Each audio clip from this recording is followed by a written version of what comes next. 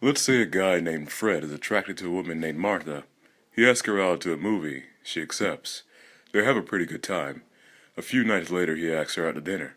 And again, they enjoy themselves. They continue to see each other regularly, and after a while, neither of them is seeing anybody else. And then, one evening, a thought occurs to Martha.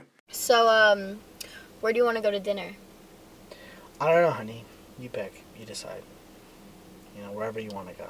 And without really thinking, she says it out loud. You do realize that as of tonight, we've been seeing each other for 6 months. And then there's a silence in the car. To Martha, it seems like a very loud silence. She thinks to herself, I wonder if it bothers him that I said that. Maybe he's feeling confined by our relationship. Maybe he thinks I'm trying to push him into some kind of obligation that he doesn't want or isn't sure of. and Fred is thinking, Gosh, 6 months? and Martha is thinking, But hey, I'm not so sure I want this kind of relationship either. Sometimes I wish I had a little more space so I'd have time to think about whether I really want us to keep going the way we are. I mean, where are we going? Are we heading towards marriage, toward children, toward a lifetime together? Am I ready for that level of commitment? Do I even really know this person? and Fred is thinking, So that means it was, let me see, February when we started going out? Which was right after I had the car at the dealer's. Which means, let me check the odometer. Whoa, I am way overdue for an oil change here. and Martha is thinking, He's upset. I can see it on his face. Maybe I'm reading this completely wrong. Maybe he wants more from our relationship, more intimacy, more commitment. Maybe he has sensed, even before I sensed it, that I was feeling some reservations. Yes, I bet that's it.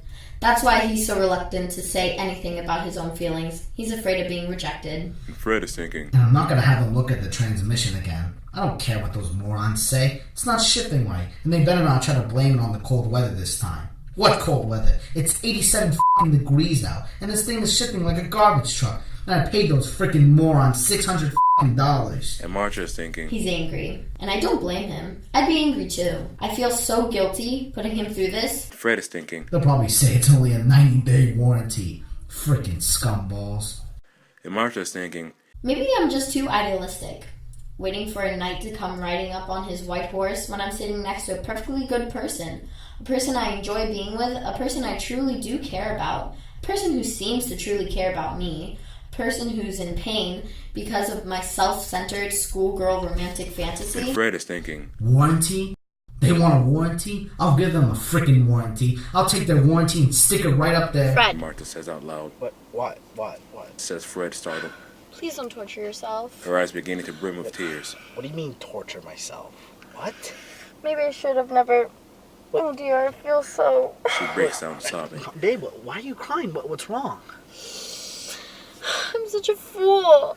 What do you mean? I mean, there's no night. Night? It's the daytime. I really know that. It's silly. There's no night, there's no horse. A horse? This isn't a fairy tale. What are you talking about? What did this come from? You think I'm a fool, don't you? No. It's just that I need some time. There is a 15-second pause while Fred, thinking as fast as he can, tries to come up with a safe response. Finally, he comes up with one that he thinks might work. Yes. Oh, Fred, do you really feel that way? What way?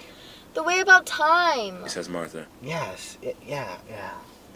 Martha turns to face him and gazes deeply into his eyes, causing him to become very nervous about what she might say next, especially if it involves a horse. At last she speaks. Thank you, Fred. Okay, thank you, Martha. I guess. The next day, Martha will talk with her friend, or perhaps two of them, and they will talk about the situation for 6 straight hours in painstaking detail. They will analyze everything she said and everything he said, going over it time and time again, exploring every word, expression, and gesture for nuances of meaning. Meanwhile, Fred, while walking down the hallway with a mutual friend of his and Martha's, will pause just before serving frown and say, Hey, Norm, did Martha ever own a horse? No, I don't think so.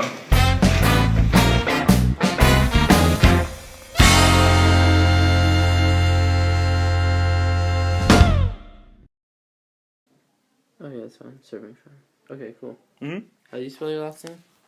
L-A-T. I'm talking to my class and you two are in here on a cell phone? You wanted me to do a voiceover for my quick? What? You wanted me to do a voiceover? He doesn't decide what you do in this class, I do. I'm talking about a scholarship I want you to apply for. I'm talking to you, you're not even in the room, you're on a cell phone. What's this? You're in a class, okay?